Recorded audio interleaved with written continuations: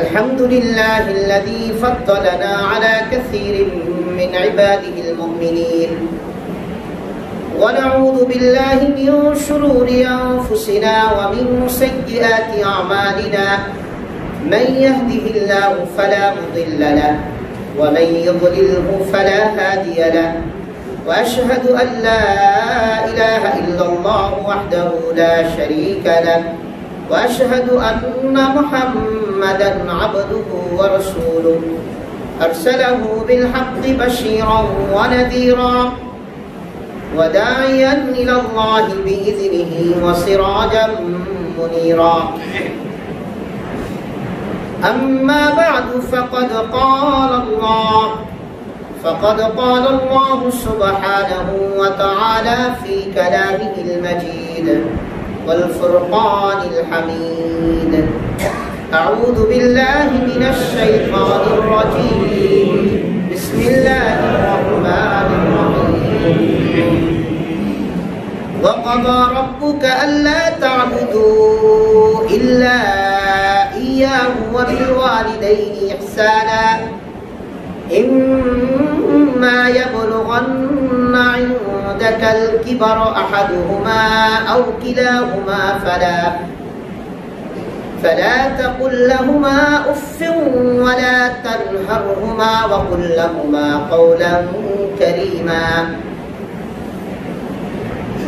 واخفض لهما جناح الذل من الرحمة وقل رب ارحمهما كما ربياني صغيرا رب ارحمهما كما ربياني صغيرا رب ارحمهما كما ربياني صغيرا وقال رسول الله صلى الله عليه وسلم ألزمها فإن الجنة تحت رجليها أو كما قال النبي صلى الله عليه وسلم آمنت بالله صدق الله مولانا العظيم وصدق رسوله النبي الكريم ونحن على ذلك لمن الشاهدين والشاكرين والحمد لله رب العالمين اللهم صل على محمد وعلى آل محمد كما صليت على إبراهيم وعلى آل إبراهيم إنك حميد مجيد اللهم بارك على محمد وعلى آل محمد كما باركت على إبراهيم وعلى آل إبراهيم إنك حميد مجيد আলহামদুলিল্লাহ সকল প্রশংসা সেই মহান রব্বুল আলামিনের জন্য যিনি আমাকে আপনাকে মানুষ হিসেবে তৈরি করেছেন পাশাপাশি যে রব না চাইতে আমাদেরকে ঈমানের মতো ইসলামের মতো নিয়ামত দিয়ে কোরআনের মতো সংবিধান দিয়ে সম্মানিত করেছেন এবং আমাদেরকে যে রব আমাদেরকে ছোট্ট কাল থেকে লালন পালন করবার জন্য আমাদের তত্ত্বাবধান আমাদের মা বাবার উপরে ছেড়ে দিয়েছেন সেই রবের দরবারে শুকরিয়া জ্ঞাপনার্থে মহব্বতের সাথে প্রাণ খুলে জোরে শুনে বলি আলহামদুলিল্লাহ। সম্মানিত উপস্থিতি, আল্লাহ তাআলার দরবারে লাখো কোটি শুকরিয়া যে মহান রব্বুল আলামিন এই ফিতনার সমাজে আমাদেরকে বিভিন্ন ফিতনা থেকে হেফাজত করে আল্লাহ তাআলা আমাদেরকে জুমার নামাজে পূর্বে মসজিদে এনে কোরআন ও হাদিস থেকে কিছু আলোচনা করবার শুনবার তৌফিক দিয়েছেন। এজন্য সেই মহান রবের দরবারে শুকরিয়া জ্ঞাপনার্থে মহব্বতের সাথে প্রাণ খুলে জোরে সোরে বলি আলহামদুলিল্লাহ। সম্মানিত ভাই, গত জুমায় আমরা আলোচনা করছিলাম, ধারাবাহিকভাবে আমাদের আলোচনা শুরু হয়েছে মা বাবার প্রতি সন্তানের হক কতটুকু, তথা সন্তানের উপরে মা বাবার প্রতি কি হক রব্বুল আলামিনের পক্ষ থেকে দেওয়া হয়েছে এই ব্যাপারে আলোচনা করছিলাম। গত জুমায় কিঞ্চিত তাফসীর করেছিলাম সূরাত বনী ইসরাঈলের 22 এবং 23 নম্বর আয়াতে। তো আল্লাহ তাআলা যদি তৌফিক দান করেন বাকিটুকু ইনশাআল্লাহ আজকে আলোকপাত করার চেষ্টা করব। ওমা তাওফীক ইল্লা বিল্লাহ। সম্মানিত ভাই, রব্বুল আলামিন কুরআনুল কারীমের একাধিক আয়াতে কারিমাতে যেখানে নিজের ইবাদতের আলোচনা করেছেন, আল্লাহ তাআলা পাশাপাশি মা বাবার সাথে সৎ ব্যবহারের আলোচনা করেছেন, মা বাবার কথা উল্লেখ করেছেন, মা বাবার গুরুত্বের ব্যাপারে আল্লাহ তাআলা কথা বলেছেন অনেক আয়াতে কারিমাতে। রব্বুল আলামিন এটা কেন করেছেন? আল্লাহ তাআলা নিজের ইবাদতের কথা বললেই তো শেষ করে দিতে পারতেন, কিন্তু রব্বুল আলামিন তা না করে রব্বুল আলামিন নিজেই মা বাবাকে রেসপেক্ট করেছেন, স্বীকৃতি দিয়েছেন যে বান্দা, আমি আল্লাহ তো তোমাদের স্রষ্টা, তোমাদেরকে সৃষ্টি করেছি, সৃজন করেছি, বানিয়েছি, বাট যাদের মাধ্যমে এই দুনিয়াতে তোমাদেরকে পাঠালাম, এই সুন্দর পৃথিবীর সৌন্দর্য তোমরা যাদের ওসিলায় দেখতে পেলে, তো মনে রাখবে তোমরা তাদেরকে কোনো কাজে বাদ দিয়ে আমি আল্লাহ আমাকে পাবার চেষ্টা করলে সেই চেষ্টাটা হবে বৃথা। কোনো ইবাদতে, কোনো কাজে যদি মা বাবাকে সাইড করে আমি আল্লাহ আমাকে পাবার চেষ্টা করো, তাহলে সেই চেষ্টাটা হবে বৃথা। সেই চেষ্টা কোনো ফলপ্রসূ হবে না, সেই চেষ্টা কোনো কাজে আসবে না। এজন্য রব্বুল আলামিন শুধু এতটুকুই নয়, রব্বুল আলামিন এজন্য সূরাতুল লোকমানের 14 নম্বর আয়াতে পরিষ্কার করে বলে দিয়েছেন, আনিশকুরলি ওয়া লিওয়ালিদাইক, আমার কৃতজ্ঞতা জ্ঞাপন করো আর তোমার মা বাবার কৃতজ্ঞতা জ্ঞাপন করো। আল্লাহু আকবার। আল্লাহ তাআলার বান্দা, এজন্য রব্বুল আলামিন কুরআনুল কারীমের মধ্যে বারবার রব্বুল আলামিন নিজের আলোচনা করেছেন, মা বাবার আলোচনার কথা জড়িয়ে দিয়েছেন। রব্বুল আলামিন সূরাতু বনী ইসরাঈলের 22 নম্বর আয়াতে রব্বুল আলামিন বলছেন, ওয়া কাদা রাব্বুকা আল্লা তা'বুদু ইল্লা ইয়্যাহু ওয়া বিল ওয়ালিদাইনি ইহসানা ইম্মা ইয়াবলুগান্না ইনদাকাল কিবারা আহাদুহুমা আও কিলাহুমা ফালা তাকুল লাহুমা উফফিন ওয়ালা তানহারহুমা ওয়া কুল লাহুমা قولا كريما واخفض لهما جناح الذل من الرحمة وقل رب ارحمهما كما ربياني صغيرا। আমার সাথে সবাই বলি, رب ارحمهما كما ربياني صغيرا، رب ارحمهما كما ربياني صغيرا، رب ارحمهما كما ربياني صغيرا। আল্লাহ তাআলা বান্দা রব্বুল আলামিন এই দোয়াটি আমাদের শিক্ষা দিয়েছেন। মুহাম্মদুর রাসূলুল্লাহ সাল্লাল্লাহু আলাইহি ওয়াসাল্লাম বলেছেন যে দোয়ার শুরুতে মা বাবার জন্য দোয়া থাকে না, এবং যেই দোয়ার শেষে মা বাবার জন্য দোয়া থাকে না, সেই দোয়াটা আল্লাহর কাছে কখনো কবুল হয় না। যে কোনো দোয়া আল্লাহর কাছে করবেন তো শুরু শেষে মা বাবার জন্য দোয়া থাকতে হবে। এই জন্য দোয়ার প্রতিটি দোয়ার সুন্নাহ হচ্ছে আল্লাহর প্রশংসা শুরু করা, 3টি কাজ করে দোয়া শুরু করা। বান্দার যদি আল্লাহর কাছে কিছু চাইতে মনে চায়, প্রথমে 3টি কাজ করতে হবে। 1 নম্বর রব্বুল আলামিনের প্রশংসা দিয়ে দোয়া শুরু করতে হবে, আলহামদুলিল্লাহি রাব্বিল আলামিন বলে। 2 নম্বর রাসূলুল্লাহ সাল্লাল্লাহু আলাইহি ওয়াসাল্লামের উপরে দরুদ পড়তে হবে। 3 নম্বর মা বাবার জন্য দোয়া করতে হবে। তারপরে বান্দার যা চাওয়ার আছে বান্দা চাবে। বান্দা যখন বুঝবে যে আমার চাওয়ার শেষ পর্যায়ে চলে এসেছি, অতঃপর বান্দা আবারও মা বাবার জন্য দোয়া করবে, রাসূলুল্লাহ সাল্লাল্লাহু আলাইহি ওয়াসাল্লামের উপরে দরুদ পড়বে, অতঃপর আলহামদুলিল্লাহি রাব্বিল আলামিন বলে দোয়া শেষ করবে। এটা হচ্ছে দোয়ার সুন্নাহ তরিকা। আল্লাহ তাআলা বান্দা রব্বুল আলামিন সূরাত বনী ইসরাঈলের 22 নম্বর আয়াতে কি বলছেন? ওয়া কাদা রাব্বুকা আল্লা তা'বুদু ইল্লা ইয়্যাহু। রব্বুল আলামিন বলছেন, আমি এ ব্যাপারে তোমাদেরকে সিদ্ধান্ত জানালাম, আমি আল্লাহ এ ব্যাপারে তোমাদেরকে ফয়সালা দিলাম যে তোমরা আমি আল্লাহ আমার ইবাদত করবে, আমার ইবাদতের সাথে কাউকে শরীক করবে না, আমি আল্লাহ আমার ছাড়া আর কারো ইবাদত করবে না। ওয়াবিল ওয়ালিদাইনি ইহসানা, এবং তোমরা তোমাদের মা বাবার সাথে সৎ ব্যবহার করবে।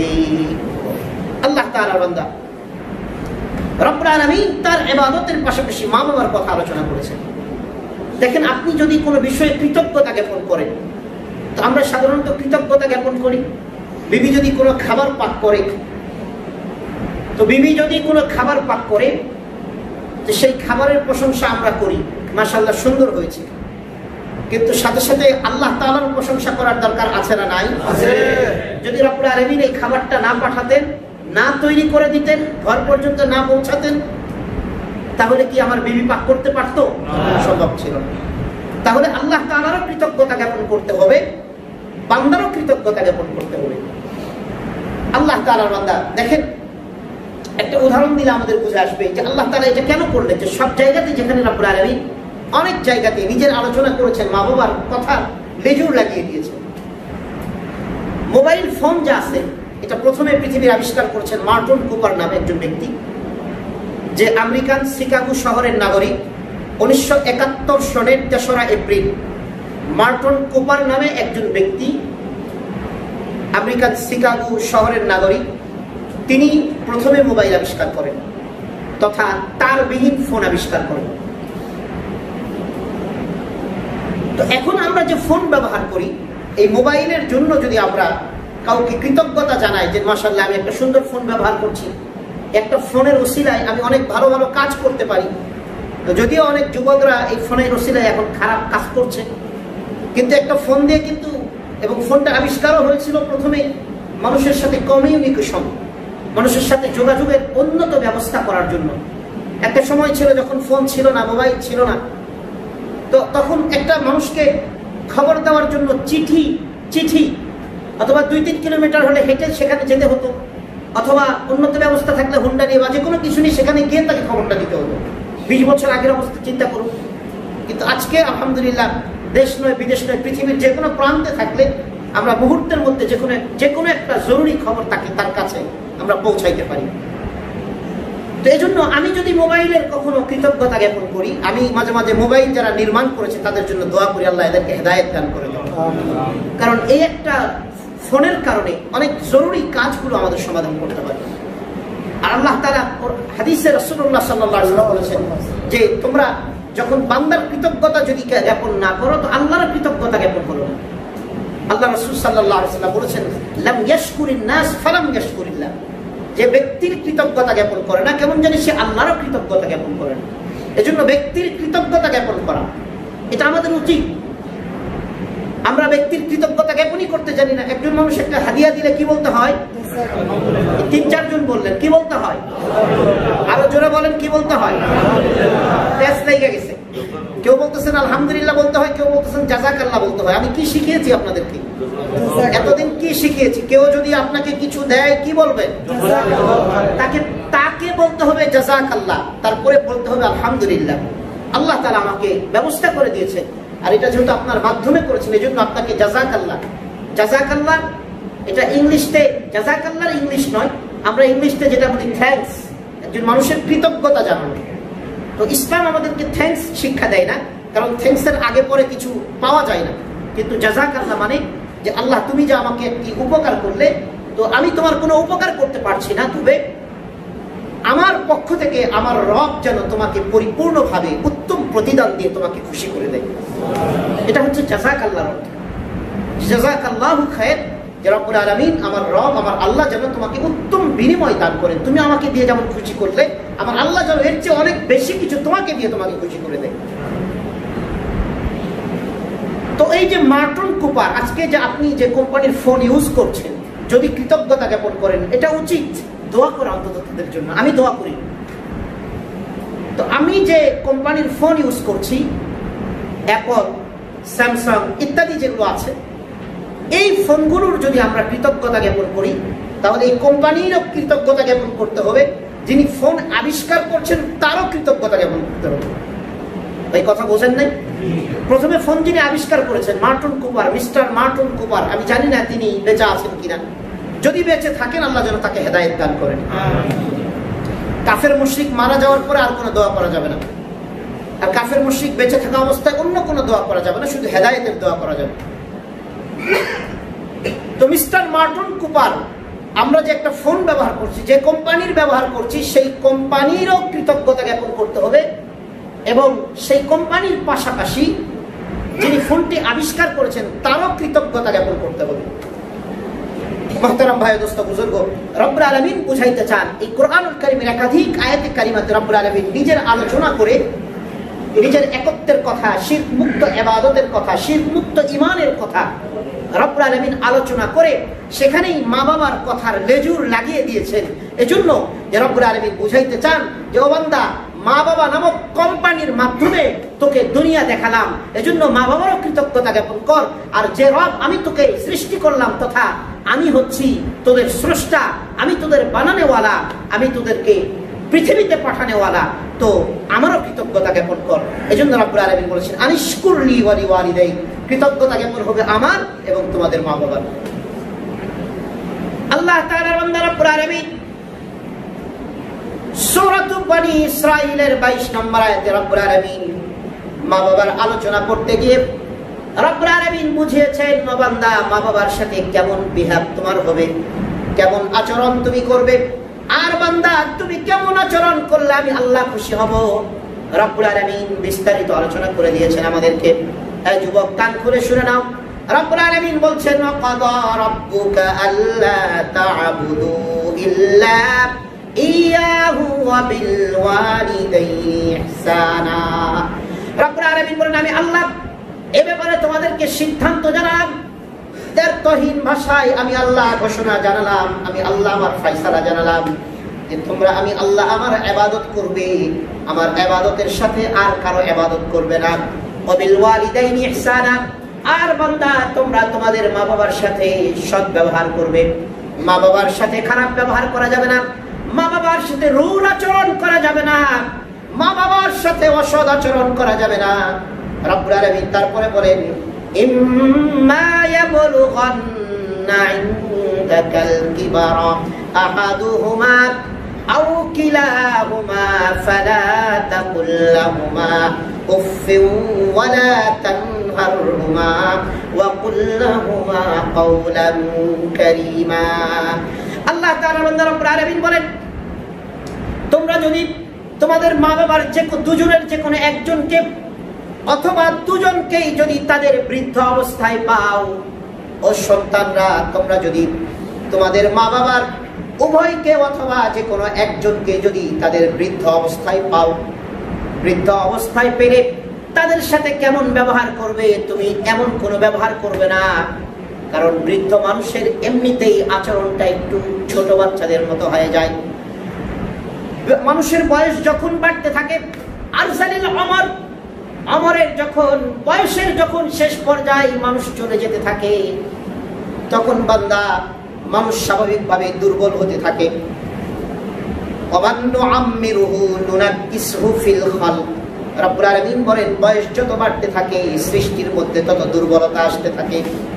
বয়স যত বাড়তে থাকে শারীরিক অবকাঠামোগতভাবে দুর্বলতা আসতে থাকে, মানুষের মেধাগত দিক থেকে বান্দার দুর্বলতা আসতে থাকে।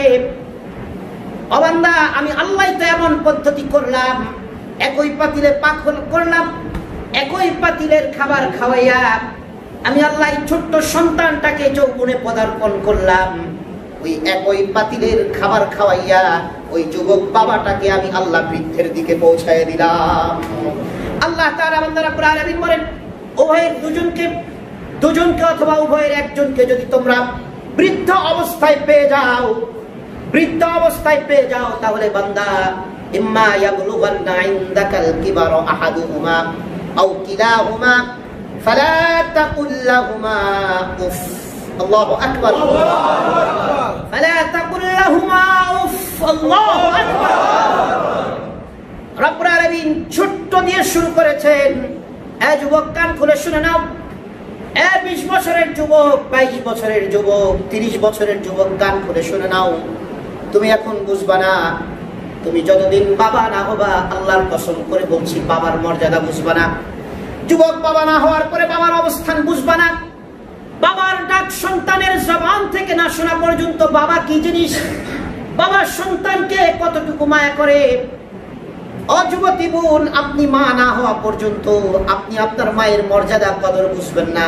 কেননা একজন মা সন্তানের জন্য কত কষ্ট করে, একজন মা সন্তানের জন্য কত মায়া করে, একজন মা সন্তানের জন্য, একজন বাবা সন্তানের জন্য কত রাত অর্ঘুমা কাটায়।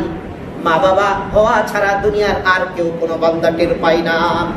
আল্লাহ তাআলা বান্দারা প্রারম্ভিক বলেন, শোনো যুবক, শোনো, তোমার মা বাবাকে যখন এই বৃদ্ধ অবস্থায় পেলে তোমার মা বাবার সাথে বেয়াদবি করতে পারবে না, ধমক দিয়ে কথা বলতে পারবে না।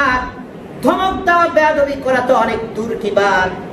মনে রাখবা, মা বাবার কোন আচরণের কারণে, ইচ্ছাকৃত অনিচ্ছাকৃত কোন আচরণের কারণে, মা বাবার ইচ্ছাকৃত অনিচ্ছাকৃত কোন ভুলের কারণে তোমার খারাপ লেগেছে, তোমার এই খারাপ লাগাটা মা বাবাকে কোনোভাবে প্রকাশ করতে পারবে না।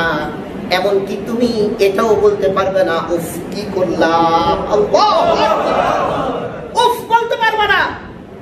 কেন বলতে পারবে না জানো? কেন বলতে পারবে না জানো? মা বাবা হওয়ার জন্য জীবনে বহুত কষ্ট করতে হয়, কিন্তু সন্তান মা বাবা পাওয়ার জন্য কোনো কষ্ট করতে হয় না।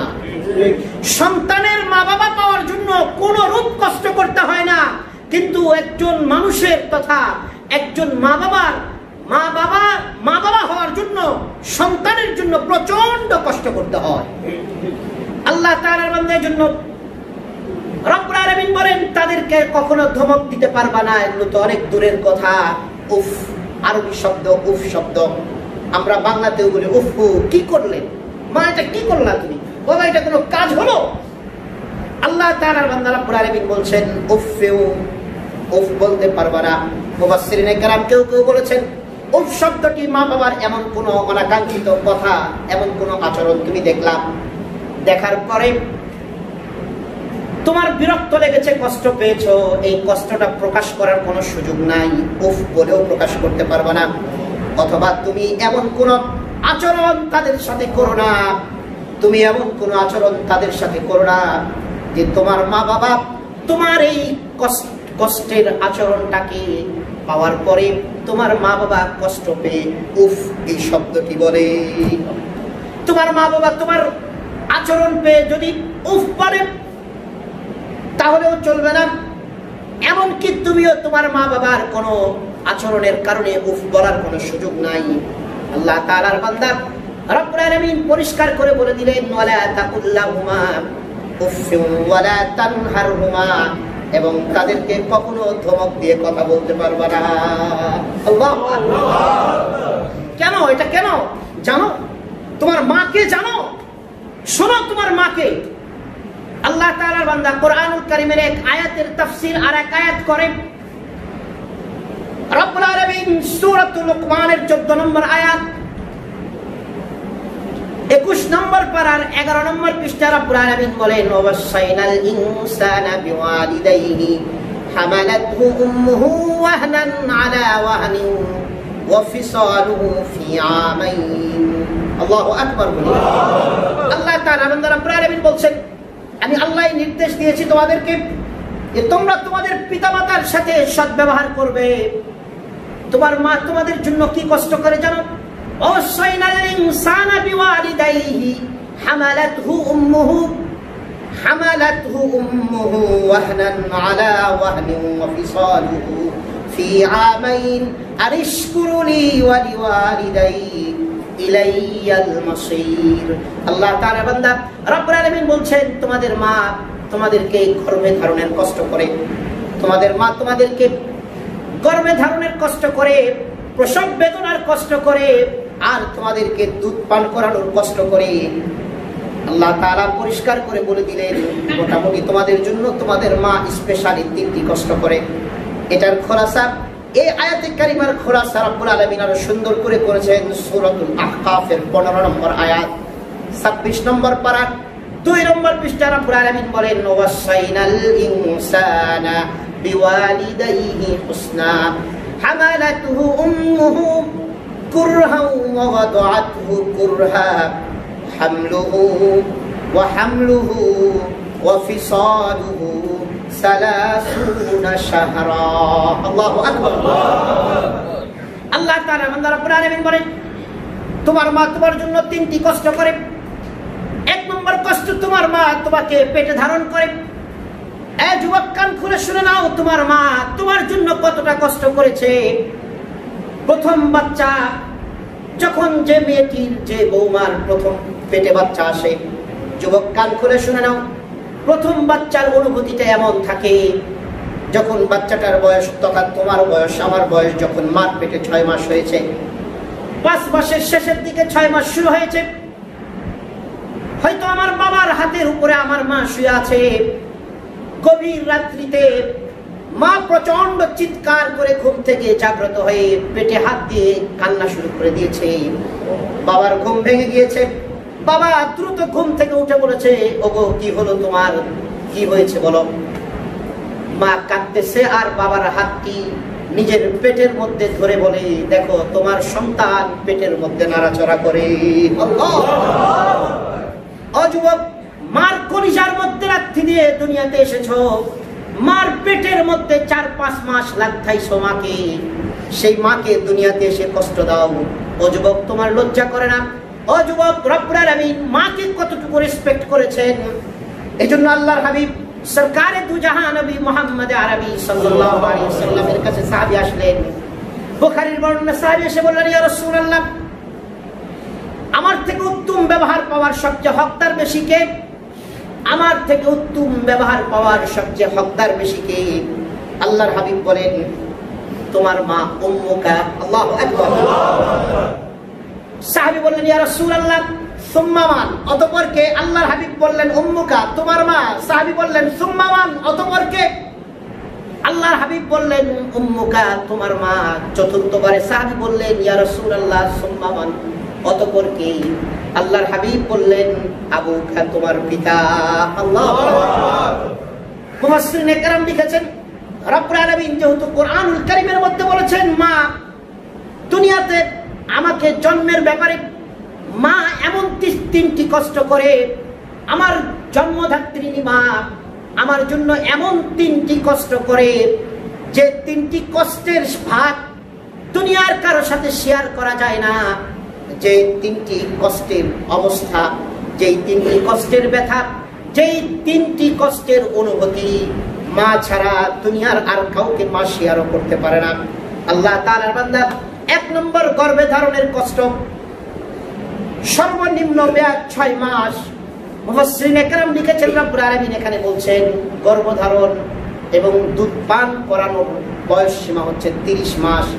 আল্লাহ তাআলার বান্দা, হামালাতহু উম্মুহু কুরহান ওয়া ওয়াদাআতহু কুরহান ওয়া হামলুহু ওয়া ফিসালুহু 30 শাহরা।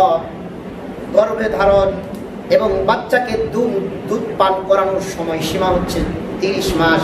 মুফাসসিরিনে কেরাম লিখেছেন, সর্বনিম্ন একটা মেয়ের পেটে একটা বাচ্চা থাকতে পারে 6 মাস। তথা আল্লাহ তাআলার বান্দা, কারো বৈবাহিক জীবনের, কারো বিবাহ করার পরে, যদি বিবাহ করার দিন থেকে 6 মাস পরে কারো বাচ্চা হয়ে যায়, কারো বিবির বাচ্চা হয়, ইসলাম বলে সেই বাচ্চাটা তোমার, সেই বাচ্চা অন্য কারো নয়। কথা বুঝাইতে পেরেছি? ছোট্ট একটা মাসালা, এটা মনে রাখেন। গ্রামে অনেক জায়গায় এরকম ফিতনা লেগে যায়, বিয়ের 6 মাস পরে বাচ্চা হয়েছে, এই মহিলা হয়তো অন্য কারোর সাথে আগেই জিনা করছে। নাউজুবিল্লাহ। এটা তো আমাদের ভিতরে এখনোই প্রচলন আছে, এই জাহিলিয়াত। ওসমান রাদিয়াল্লাহু তাআলা ভুল করে ফেলেছিলেন। ওসমান রাদিয়াল্লাহু তাআলার কাছে একটা বিচার আসলো, তিনি তখন আমিরুল মুমিনিন, খলিফাতুল মুসলিমিন, তার কাছে বিচার আসলো যে জোহামি গোত্রের এক নারীকে এক ব্যক্তি বিয়ে করেছিল, তো সেই নারী বিয়ে করার 6 মাসের মাথায় তার বাচ্চা প্রসব করেছে। তো ওসমান রাদিয়াল্লাহু তাআলার কাছে বিচার আসলো যে এই নারীটা 6 মাসের মধ্যেই বাচ্চা প্রসব করেছে, এর ব্যাপারে আপনি কি ফয়সালা দেবেন? তিনি বলেন, এটা তো তার স্বামীর বাচ্চা নয়, তাহলে তাকে রজম করে হত্যা করে ফেলো। সিদ্ধান্ত দিয়ে দেওয়া হলো, তাকে নিয়ে যাওয়া হচ্ছিল। ইসলামের হুকুমে, ইসলামী হুকুমতের সিদ্ধান্ত হচ্ছে, ইসলামী শরিয়াতে ফয়সালা হচ্ছে, যদি বিবাহিত কোনো পুরুষ নারী যদি জিনা করে, 4 জন সাক্ষী পাওয়া যায়, তাহলে সেই পুরুষ নারীকে অর্ধেক পর্যন্ত মাটির মধ্যে পুঁতে রেখে তারপরে উপর দিক থেকে পাথর নিক্ষেপ করে করে হত্যা করতে হবে। এটা ইসলামের ফয়সালা। মাতবরের ছেলে আর এমপির ছেলে আর দলের প্রভাবের কারণে ছাড় পেয়ে যাবে ধর্ষক, এরকম কোন সুযোগ ইসলামে নাই। কথা বলেন, এরকম কোন সুযোগ ইসলামে নাই। আবার ধর্ষণের মামলার আসামি বছরের পর বছর জেলে থেকে জেলের মধ্যে চোর হয়ে ঢুকে আবার ডাকাত হয়ে বের হবে, এরকম সুযোগ ইসলামে নাই। ধর্ষণ মামলার আসামি প্রমাণিত হয়েছে, ইসলাম বলে তাকে সঙ্গে সার করো। তাকে যদি অবিবাহিত হয় 100টা বেত্রাঘাত করতে হবে, আর যদি বিবাহিত হয় তাহলে অর্ধেক পর্যন্ত পুঁতে রেখে পাথর নিক্ষেপ করে তাহলে তাকে হত্যা করে দিতে হবে। ইসলামের এই হুকুমটা যদি আমাদের বাংলাদেশে থাকতো তাহলে এই দেশে আর এত বড় বড় পরিমল আর এত বড় বড় ইবলিশ আর ধর্ষক তৈরি হতো না। কিন্তু দুঃখজনক, দুর্ভাগ্যজনক, গত 5 দিন আগের ঘটনা, কিম জন ও নাম শুনেছেন? কোন দেশের প্রেসিডেন্ট? উত্তর কোরিয়ার প্রেসিডেন্ট। সেই দেশে যদি আইন লঙ্ঘন হয়, পৃথিবীর কোন হলুদ আর লাল মিডিয়ারা চিল্লাচিল্লি করে না। উত্তর কোরিয়ার প্রেসিডেন্ট প্রভাবশালী নেতা কিছু ধর্ষণ মামলার আসামি হয়ে গেছে। স্কুলের মেয়েদেরকে নিয়ে ধর্ষণ করেছে বা এরকম ভাবে তাদেরকে ধর্ষণের সুযোগ করে দিয়েছে। কিম জন উন বলেছে এদেরকে ডাইরেক্ট গুলি করে সবগুলোকে একসাথে রেখে ব্রাশ ফায়ার করে হত্যা করে দিয়েছে। ইসলাম কিম জং উনের চেয়েও আরো আপডেট। ইসলাম আরো সুন্দর করে বলেছেন এদেরকে এইভাবে হত্যা করা, এবং কিছু মানুষ যেন তাদেরকে দেখে। এই দেখার দ্বারা মানুষ শিক্ষা পেয়ে যাবে এবং মানুষ অন্যরা এই ভুলটা আর করবে না। যে কথাটা বলছিলাম যে আপনার এটা একটা ইম্পর্টেন্ট মাসালা। যদি আপনি বিবাহ করার পরে 6 মাসের মধ্যে যদি বাচ্চা হয়ে যায়, 6 মাস পার হওয়ার পরে, তাহলে এই বাচ্চাটা আপনার, অন্য কারো বাচ্চা এটা বলার কোনো সুযোগ ইসলামে দেয়নি। ওই নারীকে নিয়ে যাওয়া হচ্ছিল ইত্যবসরে হযরত আলী রাদিয়াল্লাহু তাআলা খবর পেয়ে গেলেন। তিনি দৌড়ে আসলেন, কি করেছেন আপনি? ওসমান রাদিয়াল্লাহু তাআলা বললেন যে কেন, ওই নারী তো অন্য জায়গা থেকে বিবাহের 6 মাসের মধ্যে তার বাচ্চা চলে এসেছে, আমি তাকে হত্যা করার জন্য পাঠিয়ে দিয়েছি। আলী রাদিয়াল্লাহু তাআলা বললেন কেন, আপনি কোরআন পড়েন নাই? আল্লাহর কোরআনে তো সূরাতুল আহকাফের 15 নম্বর আয়াতে রব্বুল আলামিন পরিষ্কার করে বলে দিয়েছেন যে গর্ভে ধারণ এবং দুধ পান করানোর টোটাল বয়স হচ্ছে 30 মাস। টোটাল সময়সীমা কত? 30 মাস। তো ওলামায়ে কেরাম কোরআনুল কারীমের আরো একাধিক আয়াত আল্লাহ বলেছেন যে দুধ পান করানোর সময় একটা বাচ্চাকে দুধ পান করাবে 2 বছর পর্যন্ত। ওয়াল ওয়ালিদাতু ইরদি'না আওলাদাহুন্না হাওলাইনি কামিলাইন, পূর্ণ 2 বছর পর্যন্ত একটা বাচ্চাকে দুধ পান করানো যায়। আমাদের সমাজে আরো দুর্ভাগ্য, দুঃখজনক যেটা, যে বাচ্চার 2 বছর পার হয়ে যায় তারপরেও মা দুধ পান করা, এটা হারাম। বাচ্চার 2 বছর পার হওয়ার পরে যদি মা দুধ পান করে এটা হারাম। হ্যাঁ, কোন মুফাসসিরিনে কেরাম, কোন ফকিহ বলেছেন যদি বাচ্চা একেবারেই ক্ষীণ হয়, শুকনো হয়, বাহিরের খাবার খেতেই পারে না, এমন বাচ্চা হলে মা সর্বোচ্চ 30 মাস তথা 2.5 বছর পর্যন্ত দুধ পান করাইতে পারে। 2.5 বছরের 1 দিন পরেও যদি মা বাচ্চাকে দুধ পান করায় তাহলে ওই মা হারাম কাজ করছে, গুনাহে কবিরা করছে। ভাই মনে থাকবে তো মশালাটা ইনশাআল্লাহ? অনেকে এক মহিলা 4 বছর বাচ্চাকে দুধ পান করায়, তো বুকে দুধ আসে এই জন্য পান করায়, নাউযুবিল্লাহ। আল্লাহ তাআলা এটা দিতে পারেন, এটা তার সাবজেক্ট। বাকি পান করানো পর্যন্ত আল্লাহ তাআলা একটা মেকদার, একটা পরিমাণ সময় নির্ধারণ করে দেওয়া হয়েছে। তো যে বিষয়টা আলোচনা করছিলাম, আলী রাদিয়াল্লাহু তাআলা সঙ্গে সঙ্গে বললেন তাকে নিয়ে আসেন, এবং আল্লাহ এখানে বলেছেন। ওসমান রাদিয়াল্লাহু তাআলা বললেন আসলে তো আমি বিষয়টা এভাবে খেয়াল করি নাই, আল্লাহ তাআলা তো এখানে বলেছেন যে 2 বছর পর্যন্ত দুধ পানের সময় আর 6 মাস পেটে থাকার সর্বনিম্ন সময়। ঊর্ধ্ব কত সময় এটা ইসলাম বলে নাই। ঊর্ধ্ব কেউ 9 মাস থাকে, 8 মাস থাকে, 10 মাস থাকে, কেউ 3 বছর 4 বছর পেটে থাকতে পারে, এটা আল্লাহ ভালো জানেন। তো যে কথাটা বলছিলাম যুবক, যে আল্লাহ তাআলা মাকে রেসপেক্ট করতে গিয়ে রব্বুল আলামিন বলছেন যে তোমার মা তোমার জন্য 3 প্রকারের এমন কষ্ট করে যেই কষ্টটা তোমার মা আর দুনিয়ার কারোর সাথে শেয়ার করতে পারে না। এজন্য আল্লাহ তাআলার বান্দা রব্বুল আলামিন মাকে রেসপেক্ট করতে গিয়ে রব্বুল আলামিন পরিষ্কার করে বলে দিলেন, বান্দা তোমার মা তোমার জন্য এমন কষ্ট করে যে তিনটি কষ্ট দুনিয়ার কোন নারী তোমার জন্য করবে না, যে তিনটি কষ্টের ভাগ দুনিয়ার কেউ নিতে পারবে না। এমনকি তোমার বাবাকেও আল্লাহ তাআলা এই তিনটি কষ্টের ভাগ দেন নাই। এজন্য তোমার মাকে স্পেশালি বাবার চেয়ে 4 ভাগের 3 ভাগ মার সম্মান বেশি। আল্লাহ তাআলা বান্দার জন্য মুফাসসিরিন کرام লিখেছেন 100% এর মধ্যে মার সম্মান 75%, বাবার সম্মান 25%। মা বাবার দৃষ্টিকোণ থেকে তথা দুজনের মানদণ্ডে কিন্তু আমি সন্তান হিসাবে মা বাবাকে সমান নজরে দেখতে হবে। যদি মাকে যদি আমি মানদণ্ড দেই তাহলে মা বাবার চেয়ে 3 গুণ বেশি সম্মান। ভাই কথা বুঝাইতে পেরেছি? এটা আল্লাহ দিয়েছেন, রাসূল দিয়েছেন। কিন্তু আমি বাবা হিসেবে উভয়কে সমান নজরে দেখবো। উভয়কে কি করব? সমান নজরে দেখবো। এজন্য মাসালা হলো যে যদি স্বাভাবিক কোনো কথা অথবা কষ্টের কোনো বিষয় যদি মা বলে, বাবা একটা স্বাভাবিক কথা বলেছে, মা কষ্টের একটা বিষয় বলেছে, তাহলে মারটা মানতে হবে। তথা মাসালা এসেছে যে বাবা এবং মা উভয়ে একসাথে বিপদগ্রস্ত হয়েছে, তো তুমি একসাথে দুজনকে উদ্ধার করতে পারবে না। তো কাকে উদ্ধার করবে? ইসলাম বলে যে মাকে উদ্ধার করবে। কাকে উদ্ধার করবে? মাকে আগে করো।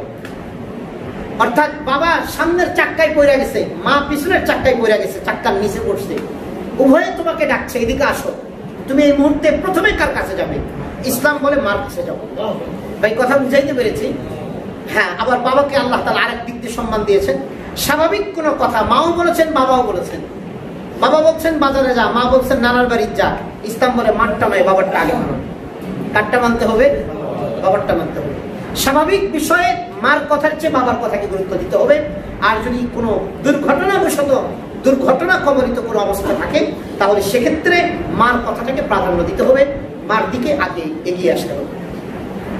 আল্লাহ তাআলার বান্দা রব্বুল আলামিন কুরআনুল কারীমের মধ্যে পরিষ্কার করে বলে দিলেন, ইম্মা ইয়াবলুগান্না ইনদাকাল কিবারা আহাদুহুমা আও কিলাহুমা ফালা তাকুল লাহুমা উফফিন ওয়ালা তানহারহুমা ওয়া কুল লাহুমা কাওলান কারীমা। আল্লাহ তাআলা বান্দা যুবক কান খুলে শুনে নাও, রব্বুল আলামিন বলেন এমন কোন আচরণ করবে না মা বাবার সাথে যে মা বাবা তোমার আচরণ পাওয়ার পরে উফ শব্দটি বলে, অথবা তুমিও তাদের কোনো কথা বা কোনো আচরণে উফ বলো। আল্লাহ তাআলার বান্দা যুবক কান খুলে শুনে নাও, মা বাবার কোনো সিদ্ধান্তের বাইরে তোমাকে যাওয়া যাবে না। মা বাবার সিদ্ধান্তটাকে মেনে নাও, মা বাবার সিদ্ধান্তটাকে মেনে নাও। কেননা পৃথিবীতে নিঃস্বার্থ ভালোবাসা যদি কারো কাছ থেকে পাওয়া যায়, পৃথিবীতে নিঃস্বার্থ ভালোবাসা যদি কারো থেকে পাওয়া যায়, সেই নিঃস্বার্থ ভালোবাসার নাম হচ্ছে মা আর বাবা। আল্লাহ তাআলার বান্দা মা বাবা ছাড়া আর কারো কোনো নিঃস্বার্থ ভালোবাসা নাই। সন্তান ছোট্ট বাচ্চা ও 3 বছর 4 বছর বয়স, আপনি ঘরে ঢুকবেন, প্রথমে আপনার হাতের দিকে তাকবে। এই পোলাপান তাকায় না হাতের দিকে? আল্লাহ তাআলার বান্দা কিন্তু মা বাবা কোনোদিনও সন্তানের হাতের দিকে তাকায় না। মা বাবার প্রথম নজর সন্তানের চেহারার দিকে হয়।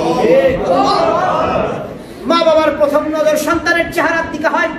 এজন্য রব্বুল আলামিন বলছেন, যারা তোকে এত মহব্বত করে, যারা তোকে এত ভালোবাসে, যারা তোদের জন্য যাদের জীবন উৎসর্গিত প্রাণ, ও বান্দা তোরা তাদের সাথে খারাপ ব্যবহার করিস না। যদি মা বাবাকে অসন্তুষ্ট করিস বান্দা, আমি আল্লাহ তোর উপরে অসন্তুষ্ট হয়ে যাব। সাহাবী হিজরত করার জন্য রাসূলুল্লাহ সাল্লাল্লাহু আলাইহি সাল্লামের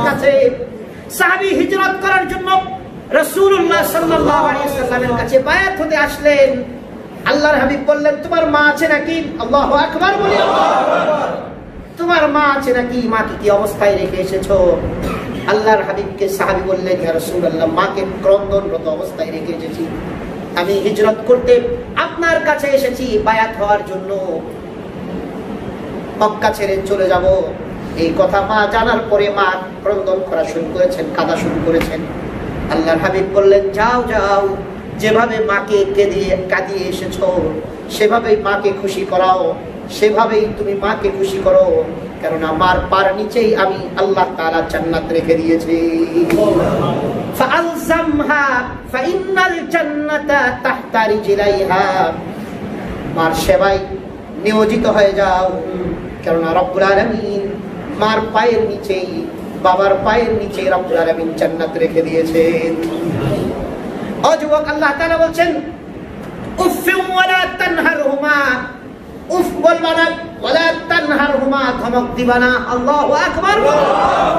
ও যুবক, ধমক দিবা না, ধমক দিবা না। এই মা বাবাকে বলেন কি করব না, ওয়ালা তানহারহুমা, ধমক দিবা না। ওয়াকুল লাহুমা কাওলান কারীমা, তাদের সাথে বলো সম্মানজনক কথা। ওয়াকুল লাহুমা, উভয়ের সাথে বলো সম্মানজনক কথা। ওয়াকুল লাহুমা কাওলান কারীমা। আল্লাহ তাআলা বান্দা, মা বাবাকে ধমক দেওয়ার কোনো সুযোগ নাই। মা বাবা ছোটকালে তোমাকে কখনো ধমক দেয়নি, তথা 1 বছর 2 বছর 3 বছর যখন বয়স, কিচ্ছু বোঝো না, কত কিছু তুমি নষ্ট করেছো, কত কিছু ভেঙেছো, কত কিছু ক্ষতি করেছো তোমার মা বাবার, কিন্তু মা বাবা কখনো তোমাকে ধমক দেয় নাই। আজকে তুমি যে ঘরে আছো, এই ঘরটা তোমার মা তোমার বাবার, যে চাকরিটা করছো, এই চাকরিটা পাওয়ার পিছনে তোমার বাবার মেহনত ছিল। যুবক, তুমি যে আজকে পজিশনে উঠেছো, আজকে তুমি গ্রাজুয়েট, আজকে তুমি বিসিএস ক্যাডার, আজকে তুমি ডাক্তার ইঞ্জিনিয়ার। যুবক, এই ডাক্তার ইঞ্জিনিয়ারের পিছনেও তোমার মা বাবার শ্রম আছে, তোমার বাবার অর্থ আছে, তোমার এই সব কিছুতে তোমার বাবার অর্থ আছে, তোমার মার মায়া আছে। আজকে তুমি যখন বড় হয়ে গিয়েছো, আজকে যখন তোমার মা বাবা বৃদ্ধ হয়ে গিয়েছে, আল্লাহ তাআলা বৃদ্ধ এই কথাগুলো বলে এই কথাগুলো এনেছেন। যখন তোমার মা বাবা বৃদ্ধ হয়ে গিয়েছে যুবক, তখন এসে তুমি তাদের সাথে রূঢ় আচরণ করছো, খারাপ ব্যবহার করছো, আমি আল্লাহ কখনো বরদাস্ত করব না, আমি আল্লাহ কখনো এগুলো অ্যাকসেপ্ট করব না। আল্লাহ তাআলার বান্দা হাদিস শরীফ পেয়েছে, তাবরানী শরীফের হাদিস, মাজমাউজ যাওয়ায়েদ হাদিসের গ্রন্থের নাম। এই হাদিসের কিতাবে একটি ঘটনা এসেছে, এক সাহাবীর ঘটনা পাওয়া যায়। আল্লাহ তাআলার বান্দা হযরত আলকামা রাদিয়াল্লাহু তাআলা আনহু মৃত্যু পথের যাত্রী, মৃত্যুর শয্যায় শায়িত। হযরত আলকামা সাহাবায়ে কেরাম কিছু এসে তাকে কালিমার তালকিন দিতেছেন, কালিমা পড়াইতেছেন, কিন্তু তার জবান থেকে কালিমা বের হয় না। এই যুবক, কান খুলে শুনে নাও, আল্লাহ বলেছেন ফালা তানহারহুমা, ধমক দিবা না। ধমক দেওয়া তো দূরের কথা, ধমক দেওয়া তো দূরের কথা। একজন সাহাবীর ঘটনা শুনে নাও। হযরত আলকামা রাদিয়াল্লাহু তাআলা আনহু মৃত্যু পথের যাত্রী, সাহাবায়ে কেরাম কালিমার তালকিন দিতেছেন, কালিমা পড়ানো হচ্ছে। মৃত্যু পথের যাত্রীর সামনে কালিমা পড়ানো হবে, এটা বলা যাবে না। বলেন, আপনি বলেন, এটা বলার দরকার নাই। তার সম্মুখে আমরা বলবো লা ইলাহা ইল্লাল্লাহ, লা ইলাহা ইল্লাল্লাহ, আশহাদু আল্লা ইলাহা ইল্লাল্লাহ ওয়া আশহাদু আন্না মুহাম্মাদান আবদুহু ওয়া রাসূলুহু। আল্লাহ তাআলা বান্দা সাহাবীকে বলা হচ্ছিল, সাহাবীর জবান দিয়ে আসে না। এক সাহাবী ভয় পেয়ে গেলেন, দৌড়ে দৌড়ে রাসূলুল্লাহ সাল্লাল্লাহু আলাইহি ওয়াসাল্লামের দরবারে চলে গেলেন। কে বলেন, ইয়া রাসূলুল্লাহ, ইয়া হাবিবাল্লাহ, ইয়া রাসূলুল্লাহ, আলকামার জবান থেকে তো কালিমা বের হয় না। আল্লাহর হাবিব দ্রুত দৌড়ে আসলেন। আসার পরে তিনি আলকামাকে দেখলেন। সাহাবায়ে কেরাম বারবার জবান দিয়ে উচ্চারণ করানোর জন্য চেষ্টা করছিলেন, কিন্তু তার জবান দিয়ে কালিমা আসছে না। আল্লাহর হাবিব সরকারে দু জাহান নবী মুহাম্মদ আরবি সাল্লাল্লাহু আলাইহি সাল্লাম বুঝে ফেললেন। তিনি বললেন, তার মা আছে নাকি? সাহাবায়ে কেরাম বললেন, হ্যাঁ, তার মা আছে, ডাকো। তার মাকে ডাকা হলো। আল্লাহর হাবিব সরকারে দু জাহান নবী মুহাম্মদ আরবি সাল্লাল্লাহু আলাইহি সাল্লাম আড়াল থেকে তার মাকে জিজ্ঞাসা করলেন, তোমার সন্তান কেমন ছিল, আলকামা কেমন ছিল? তার মা বললেন, ইয়া রাসূলুল্লাহ, ইয়া হাবিবাল্লাহ, আমার সন্তান সার্বিক বিবেচনায় ভালো ছিল, আমার সন্তান নামাজি ছিল, এরকম ভাবে দান সদকা করতেন, আমরি জিন্দেগি যাপন করতেন, তাহাজ্জুদ কখনো কাজা ছিল না। আমার সন্তানের জিন্দেগি ভর আমল করেছেন, আমার সন্তান সার্বিক বিবেচনায় ভালো ছিল। আল্লাহর হাবিব সরকারে দু জাহান নবী মুহাম্মদ আরবি সাল্লাল্লাহু আলাইহি ওয়াসাল্লাম বললেন, তোমার সন্তানের তোমার সাথে কেমন ব্যবহার ছিল? হযরত আলকামার মা চুপ করে গেলেন। আলকামার মা কথা বলছেন না। আল্লাহর হাবিব সরকারে দু জাহান নবী সাল্লাল্লাহু আলাইহি ওয়াসাল্লাম বললেন, তোমার সন্তানের তোমার সাথে ব্যবহার কেমন ছিল বলো? আলকামা রাদিয়াল্লাহু তাআলা আনহুর মা তিনি বললেন, ইয়া রাসূলুল্লাহ, ইয়া হাবিবাল্লাহ, আমার সন্তান বিবাহের আগ পর্যন্ত আমার সাথে খুব ভালো ব্যবহার ছিল, আমার কথা মতো চলতো, আমার পরামর্শ গ্রহণ করতো। কিন্তু ইয়া রাসূলুল্লাহ, আমার সন্তানটি বিবাহ করার পর থেকে আমি মাকে কোনো আর গুরুত্ব দেই না, আমার কথা কোনো শোনে না, আমার কথাকে কোনো গ্রাহ্য করে না, আমার সাথে কোনো বিষয়ে পরামর্শ করে না, যার কারণে ইয়া রাসূলুল্লাহ আমি তার উপরে মনক্ষুণ্ণ, আমি তার উপরে নারাজ। আল্লাহর হাবিব সরকারে দু জাহান নবী সাল্লাল্লাহু আলাইহি ওয়াসাল্লাম বললেন, আমার সাহাবীরা দ্রুত কিছু লাকড়ি সংগ্রহ করো, কিছু জ্বালানি সংগ্রহ করো, আগুন লাগাই দাও আর আলকামাকে সেই আগুনের মধ্যে নিক্ষেপ করে দাও। আল্লাহ তাআলা বান্দা আলকামা রাদিয়াল্লাহু তাআলা আনহা তিনি বললেন, ইয়া রাসূলুল্লাহ কি করবেন? তোমার সন্তানকে জ্বালিয়ে দিব কেন? আমি দেখতে পাচ্ছি তোমার সন্তান জাহান্নামের আগুনে জ্বলার চেয়ে দুনিয়ার আগুনে জ্বলাটা ভালো, কেননা জাহান্নামের আগুন দুনিয়ার আগুনের চেয়ে অনেক বেশি শক্তিশালী। আমি দেখতে পাচ্ছি তোমার সন্তান জাহান্নামের আগুনে জ্বলবে, তুমি নারাজ হওয়ার কারণে তোমার সন্তানের ঠিকানা জাহান্নাম হবে। আলকামা রাদিয়াল্লাহু তাআলা আনহুর মা বললেন, ইয়া রাসূলুল্লাহ, ইয়া হাবিবাল্লাহ, আমার সন্তান আমার মনে যত প্রকারের কষ্ট দিয়েছে, ইয়া রাসূলুল্লাহ, আমি দিল থেকেই আমার সন্তানকে চিরদিনের জন্য ক্ষমা করে দিলাম। আল্লাহ তাআলার বান্দা আত-তাবরানী শরীফের হাদিস শরীফে এসে যতবার তার সম্মুখে আর কালিমার তালকিন দিতে হয় নাই, সঙ্গে সঙ্গে জবান থেকে কালিমা বের হয়ে গিয়েছে। কালিমা বের হওয়ার পরে আল্লাহর বান্দা দুনিয়া থেকে বিদায় নিয়ে চলে গেছে। আল্লাহ তাআলার বান্দা এই জন্য যুবক মনে রাখো, আল্লাহ তাআলা বলছেন, ফালা তানহারহুমা, ধমক দিবা না। যদি মা বাবাকে ধমক দাও, মা বাবার সাথে অশালীন আচরণ করো, খারাপ ব্যবহার করো, তাহলে দুনিয়া আখিরাত তোমার জন্য বরবাদি ডেকে আনবে। আজকে আমাদের সমাজের পরিস্থিতিটা কি? মা বাবার সাথে সবচেয়ে বেশি খারাপ ব্যবহার করা হয়। এবং আমি গত জুমায় এই কথাটা বলেছিলাম যে মা, বিশেষ করে মার কাছে একটা অধিকার আছে, অধিকারের দাবিতে মায়া নয়, খারাপ ব্যবহার করে অধিকারটা আদায় করে নেওয়ার চেষ্টা করে অনেক সন্তান আছে। ঠিক না বেঠিক বলেন? আপনি ঠিক আছে, অধিকারের দাবি, অধিকার আছে, তো মায়া দেখান, মার পা ধরে, মার লগে একটু মিল মোহাব্বত রাখেন, তারপরে মার এখন মা এটা দাও না, তুমি এই মা দিবে না। দুনিয়াতে মা এমন একটা জিনিস, এমন একটি জায়গা, যত কঠোর হোক, সন্তান যদি নরম হয়ে তার সাথে ভালো ব্যবহার করে পায়ে যদি পড়ে যায়, পৃথিবীর কেউ নারাজ, কেউ মাফ না করলে মা মাফ করে দিবে, কেউ না দিলে মা দিয়ে দিবে। বাবাও হয়তো দিবে না, কিন্তু মা দিয়ে দিবে। মার দিলটা আল্লাহ এমন ভাবে তৈরি করছে, ওই যে জন্মের আগে দিয়ে মার কলিজায় যে লাঠি মারছিলাম, ওই যে মা যে জন্মের কষ্ট যে সহ্য করেছে, এই কষ্টের কারণে, শুধুমাত্র এই কষ্টের কারণে ওই যে তার নারী ছেঁড়া ধন, আপনি আর আমি, এই নারী ছেঁড়া ধনের প্রতি মার এত মায়া, এই মায়াটা কখনো মা বরদাস্ত করতে পারে। এজন্য মার বদদুয়া, মা বাবার বদদুয়া আর মা বাবার দোয়া হাদিসে এসেছে আল্লাহ তাআলা ডাইরেক্ট কবুল করে ফেলে, সমস্ত দোয়া ফেরেশতারা আটকিয়ে দেয়। প্রধানমন্ত্রীর কাছে আপনি অ্যাপ্লিকেশন করলে সঙ্গে সঙ্গে চলে যাবে, কথা বলে না, এটা দেখার লোক আছে না? কয়েকটা জায়গা আছে, প্রধানমন্ত্রীর সাথে একজন ব্যক্তি দেখা করবে, একটা দরখাস্ত করেছে, একটা অ্যাপ্লিকেশন করেছে, প্রধানমন্ত্রীর কাছে সরাসরি যাবে না, কয়েকটা দফতর পার হওয়ার পরে তার কাছে যাবে, যদি তারা মনে করে দেওয়ার দরকার আছে তার কাছে দিবে, অন্যথায় না। রব্বুল আলামিনের কাছে যে কোনো দোয়া করলে, যে কোনো ব্যক্তি যে কোনো দোয়া করলে এমন ভাবে আটকিয়ে দেওয়া হয়। তবে আল্লাহ তাআলা তার কাছের ফেরেশতাদেরকে বলে দিয়েছেন যে যদি কোনো মা বাবা সন্তানের জন্য দোয়া করে বা বদদোয়া করে, এটা তোমরা দেখানোর সুযোগ নাই, তোমরা আটকিয়ে দেওয়ার সুযোগ নাই। মা বাবা সন্তানের জন্য দোয়া বদদোয়া যেটাই করো, তুমি আমার কাছে ডাইরেক্টলি আমাদের কাছে পৌঁছায়। আল্লাহু আকবার। যুবক কান খুলে শুনে নাও, বুখারী শরীফের 1206 নম্বর হাদিস। হাদিসটি আরো একাধিক জায়গায় বুখারীতে এসেছে।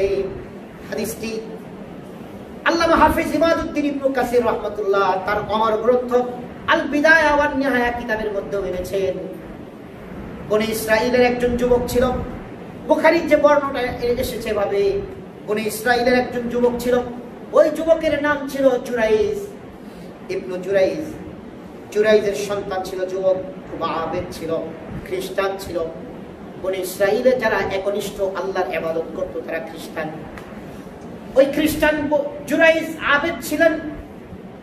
ইবনে জুরাইজ ইবাদত এত পরিমাণ করতেন, তার ঘরের পাশে একটি ঘর বানিয়ে নিয়েছেন। আল বিদায়া ওয়ান নিহায়া কিতাবের মধ্যে এসেছে ইবনে জুরাইজ সব সময় সদা সর্বদা ওই ঘরের মধ্যে ইবাদত করে, তার ঘরের পাশে, তার ঘরের সাথে লাগানো।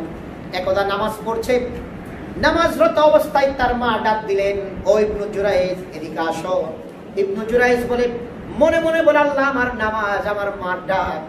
একটু পরে মা আবারও ডাকে। ইবনে জুরাইজ বলে, আল্লাহ আমার নামাজ, আমার মার ডাক। ইবনে জুরাইজের মা আবারও ডাকে। ইবনে জুরাইজ মনে মনে আবার এটাই বলে, আল্লাহ আমি নামাজরত, আবার আমার মাও ডাকছে। এই যুবক কান খুলে শুনে নাও, মাসালা হলো ইবনে জুরাইজ আবেদ ছিল, আলেম ছিলেন না। মাসালা হলো যদি সন্তানকে অথবা স্ত্রীকে যদি স্বামী অথবা সন্তানকে যদি মা বাবা ডাকে, আর সন্তান যদি ফরজ বা ওয়াজিব নামাজ না পড়ে, নফল বা সুন্নত নামাজ যদি পড়ে, তাহলে এই নফল বা সুন্নত নামাজে থাকলেও রব্বুল আলামিন নিজের স্বার্থটাকে এই জায়গাতে রব্বুল আলামিন একটু ছোট করে দিয়ে আল্লাহ বলেছেন, সালাত তো শুরু করার পরে এটা তোমার জন্য ওয়াজিব হয়ে যায়। নফল নামাজও আল্লাহু আকবার বলে শুরু করার পরে শেষ করাটা ওয়াজিব হয়ে যায়।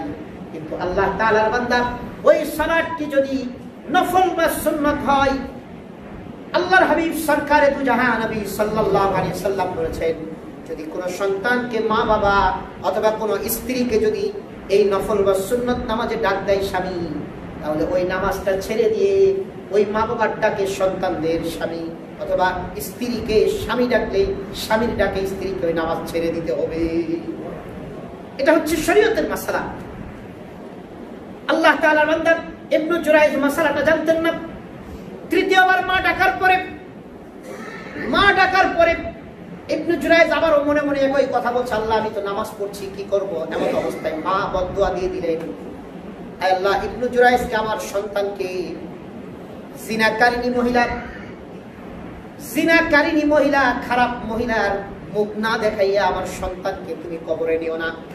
আল্লাহ তাআলার বান্দা আল বিদায়া ওয়ান নিহায়া কিতাবের মধ্যে এসেছে, হাদিসটি বুখারীতেও এসেছে, কিন্তু ভিন্নভাবে একটু এসেছে। আল্লাহ তাআলার বান্দা হাফিজ ইমাদউদ্দিন ইবনে কাসির রাহমাতুল্লাহ লেখেন, ওই নামাজ শেষও করতে পারে নাই। এমন সময় এলাকার কিছু যুবকরা এসে ওই ইবনে জুরাইজকে মারা শুরু করলেন, ইচ্ছা তরিকায় ধরাই দিলেন। মারতে মারতে ঘর থেকে ওই নামাজ ঘর, ওই ইবাদতখানাটা ভেঙে দিলেন যুবকরা। মারতে মারতে ঘর থেকে বের করে নেওয়া হলো। ইবনে জুরাইজ বলে, ভাই আমাকে মারছেন কেন? আমার কেউ নাই। আয় বেটা, কথা চুপ, আগে মার খেয়ে নে। অনেকক্ষণ মারার পরে যখন তারা থামলেন, ইবনে জুরাইজ বলে, কি সমস্যা? আমার কি অন্যায় বলেন? একটা মেয়েকে দেখিয়ে, একটা যুবতী মেয়ে যার এখনো বিবাহ হয় নাই, ওই মহল্লার মেয়ে, যার পেটে বাচ্চা, বুখারীতে এসেছে বাচ্চাটা হয়ে গিয়েছে, আল বিদায়া ওয়ান নিহায়া কিতাবের মধ্যে এসেছে বাচ্চাটা পেটে ছিল। ইবনে জুরাইজ তখন বলে, কি ঘটনা? তো এই মেয়েটার পেটে বাচ্চা, যার এখনো বিয়ে হয় নাই, ওই মেয়েটাকে সমাজের মানুষগুলো জিজ্ঞাসা করেছিল, তোমার পেটে বাচ্চা কিভাবে এসেছে?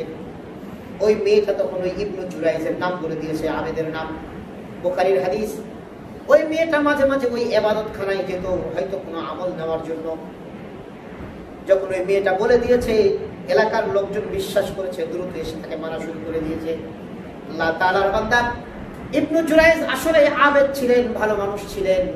ভালো মানুষের মর্যাদা আল্লাহ তাআলা রক্ষা করেন। ইবনে জুরাইজ একটা লাঠি নিলেন, লাঠি নিয়ে ওই বাচ্চাটাকে, এক বর্ণনায় এসেছে পেটের বাচ্চাটাকে টোকা দিলেন।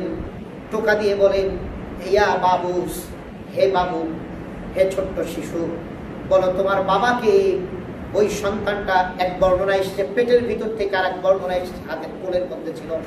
ওই সন্তানটা তখন বলে দেয়, এই গ্রামের ছাগল চড়ানো অমুক রাখাল আমার বাবা, অমুক রাখাল আমার বাবা, যার কথা বলার বয়স হয় না। ইবনু জুরাইজের এই কথা শোনার পরে এলাকার লোকজন ওই মেয়েটাকে মারা শুরু করলো।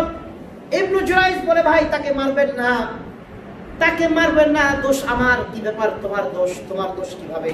ভাই শুনুন, আসলে দোষ আমার, এজন্য আমার দোষ বলছি। আমার মা একটু আগে নামাজরত ছিলাম, আমার মা আমাকে 3 বার ডেকেছে, আমি আমার মার ডাকে সাড়া দেই নাই। তৃতীয়বার আমার মা বলেছে জিনাকারীদের মুখ না দেখায় আমি যেন কবরে না যাই। এই দোয়াটা করতে দেরি হয়েছে, বদদোয়াটা করতে দেরি হয়েছে, কিন্তু আমি নামাজও শেষ করতে পারি নাই। আল্লাহ তাআলার দরবারে এই দোয়াটা এমন ভাবে কবুল হয়েছে, নামাজ শেষ করার আগেই আমার ভাগ্যে মার জুটেছে, আর এই জিনাকারীর মুখ আমার দেখতে হইল। আল্লাহ তাআলার বান্দা ও যুবক, এজন্য আমাদের মনে রাখতে হবে, ফালা তানহারহুমা, মা বাবার সাথে ধমক দিও না। ধমক দিয়ে যদি কথা বলো আর তাদের দিল থেকে যদি আহ শব্দটা বের হয়ে যায়, তাদের দিল থেকে যদি তোমার ব্যাপারে বদদোয়া লেগে যায়, তাহলে যুবক মনে রাখবা তোমার জিন্দেগির ইহকালীন এবং পরকালীন জিন্দেগি তোমার জন্য বরবাদ হয়ে গেল। অকুল্লাহুমা কওলান কারিমা, আর তোমরা তোমাদের মা বাবার সাথে সুন্দর মিষ্ট মিষ্ট কথা বলো, সুন্দর আচরণ করো। মুহতারাম ভাই, দোস্ত, বুজুর্গ, আজকে সময় শেষ। আল্লাহ পাক যদি ধারাবাহিক যেহেতু আলোচনা, এই সূরা বনী ইসরাঈলের 22-23 নম্বর আলোচনা শেষ হয় নাই, ইনশাআল্লাহ আগামী জুমাতেও করা হবে। তো আমরা আজকে থেকে কিছু টিপস আমি বলে দিই। যুবক, শয়তান আমাদেরকে সব সময় প্ররোচনা দেয় যে মা বাবার সাথে খারাপ ব্যবহারের জন্য।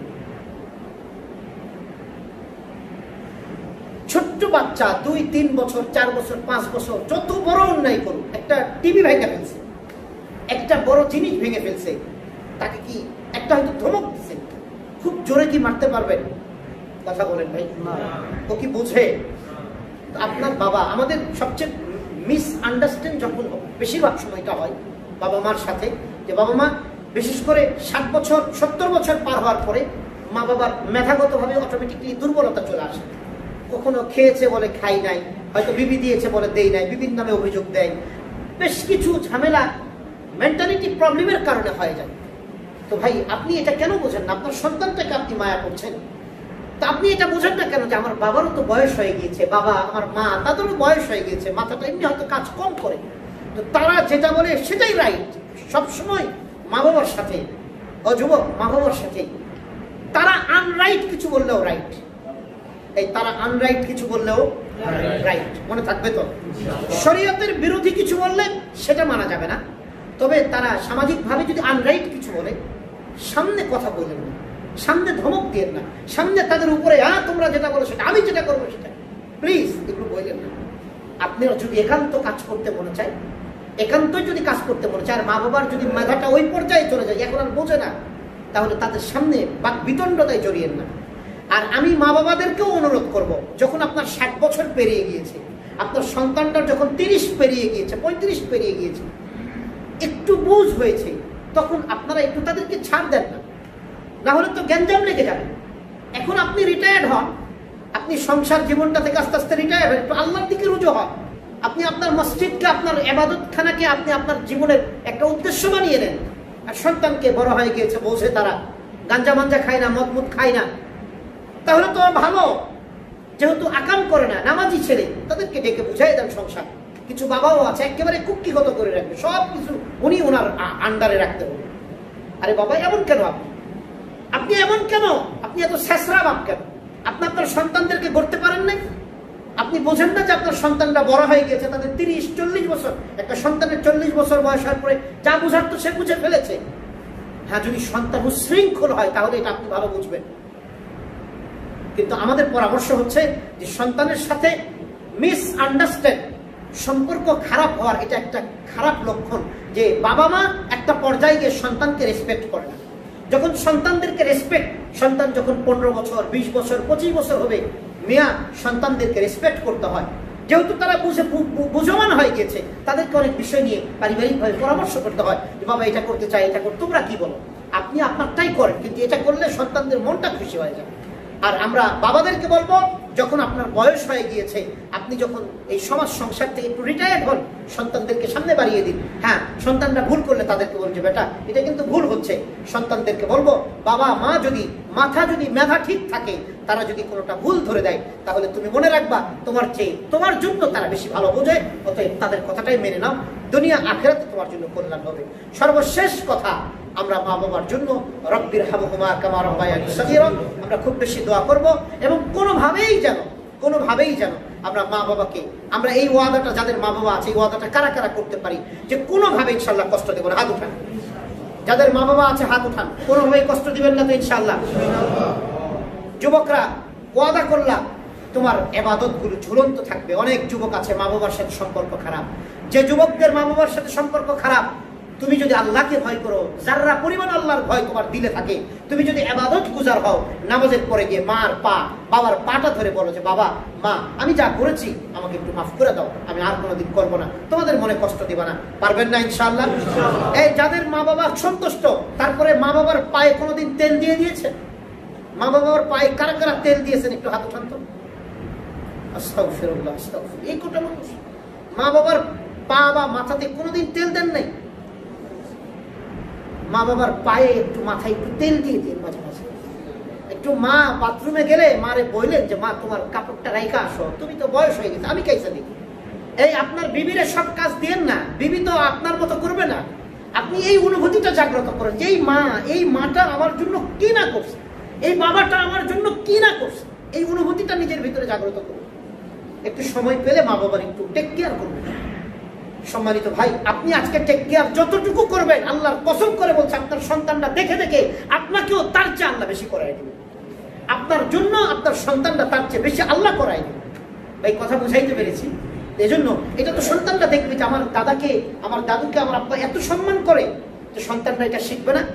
আপনি বলার চেয়ে তো সন্তানরা বেশি শিখবে, যাহারে আমার আমার আমার বাবা তার বাবাকে কত সম্মান করেছে। এই জন্য আসুন আমরা আজকে থেকে এই শিক্ষা নেই যে আল্লাহর কাছে পৌঁছার জন্য এটা আমাদের মাধ্যম। আল্লাহ রাসূল সাল্লাল্লাহু আলাইহি ওয়াসাল্লাম এক হাদিসে বলেছেন হুমা নারুকা হুমা জান্নাতুকা ওয়া নারুকা, তোমাদের মা বাবাই তোমাদের জান্নাত, তোমাদের মা বাবাই তোমাদের জাহান্নাম। আমি ইনশাআল্লাহ অনেকগুলো হাদিস এসেছে এ ব্যাপারে, ধারাবাহিকভাবে যে কজুমা লাগে আমি এ ব্যাপারে আপনাদেরকে একটু ক্লিয়ার একটা মেসেজ দিতে চাই যে মা বাবার মর্যাদা আল্লাহর কাছে কতটুকু, আমাদের কাছে কতটুকু, এবং মা বাবার উপরে আমাদের জান্নাত জাহান্নাম যে আল্লাহ নির্ভর করে দিয়েছে, এই বিষয়গুলো ধারাবাহিকভাবে আলোচনা করার চেষ্টা করব। আজকে থেকে অন্তত আমি আগামী জুমায় আমি খবর নেব যে সমস্ত যুবকদের সাথে মা বাবার সম্পর্ক খারাপ। আমি দুঃখ লাগে আমাদের এই মহল্লার নয়, কিন্তু এখানে ছেলেটা মাঝে মাঝে আসে, ওই ছেলেটার একটু কারগুজারি শুনে, নাম বলবো না, নাম বললে অনেকে চিনবেন। এই ছেলেটার সাথে তার বাবার সম্পর্ক এত খারাপ এত খারাপ এত খারাপ, তো সে আমাকে বললো হুজুর আমি যে জায়গায় হাত দেই সেখানেই আমি আনসাকসেস হয়ে যাই, তো হুজুর আমি কি করতে পারি? তো আমি বললাম যে নামাজ পড়েন। তো বলছেন যে হুজুর নামাজ তেমন পড়ি না। আমি বললাম আচ্ছা ঠিক আছে, নামাজ পড়ার চেষ্টা করুন। আচ্ছা আপনার মা বাবার সাথে আপনার সম্পর্ক কেমন? তো মার সাথে সম্পর্ক খুব ভালো, আমার বাবার সাথে সম্পর্ক খারাপ। কেন? তো কেন অনেকগুলো কারণ বললেন, কিন্তু কোনো একটা কারণও পিতা আর সন্তান সম্পর্ক খারাপ হওয়ার জন্য কোনো একটা কারণ নয়। ভাই কথা বুঝাইতে পারছি? পিতা আর সন্তান সম্পর্ক খারাপ হওয়ার জন্য সে যে কোটা কারণ বললো, এই কারণগুলো নয়। আমি তাকে অনেকক্ষণ বুঝাইলাম, একদিন 3 দিন বুঝাইছি তাকে। সে বলে আপনি যতই বুঝান আমি আমার বাবার সাথে কোনোদিনও ভালো ব্যবহার করতে পারবো না। আমি বললাম যে সামনে থেকে তুমিও আমার কাছে আইসো না, কারণ তোমার কপাল পুড়ে গেছে, দুনিয়াতে আখেরাতে তোমার আর কোনো কাজ হবে না, কোনো জায়গায় তুমি সফলতা পাবে না। সম্মানিত ভাই, এজন্য দুনিয়া আখেরাতে সফলতা যদি আমরা পেতে চাই, তাহলে আমরা মা বাবার সাথে ভালো ব্যবহার করি, সম্পর্ক বজায় রাখি, এবং আমাদের যাদের মা বাবার সাথে আমরা সম্পর্ক খারাপ ছিল কিন্তু মা বাবা দুনিয়া থেকে চলে গিয়েছে, এখন আমাদের কি উপায়? আগে তো বুঝি নাই। সম্মানিত ভাই, এ ব্যাপারেও হাদিসে এসেছে, এ ব্যাপারেও আমি আলোচনা করবো ইনশাআল্লাহ। যাদের মা বাবার সাথে সম্পর্ক খারাপ ছিল, এমন অবস্থায় মা বাবা দুনিয়া থেকে বিদায় নিয়েছে, আগামী জুমায় ইনশাআল্লাহ মনে থাকলে ইনশাআল্লাহ হাদিসটি বলবো। রাসূলুল্লাহ সাল্লাল্লাহু আলাইহি ওয়াসাল্লাম এ ব্যাপারেও আমাদেরকে দিক নির্দেশনা দিয়ে গিয়েছে। আজকে যে কথাগুলো বললাম, আল্লাহ তাআলা আমাদের সবাইকে সহিভাবে বুঝাইবার আমলের তৌফিক দান করুন। সবাই বলি আমিন ওয়া আখিরু দাওয়ানা আলহামদুলিল্লাহি রাব্বিল আলামিন।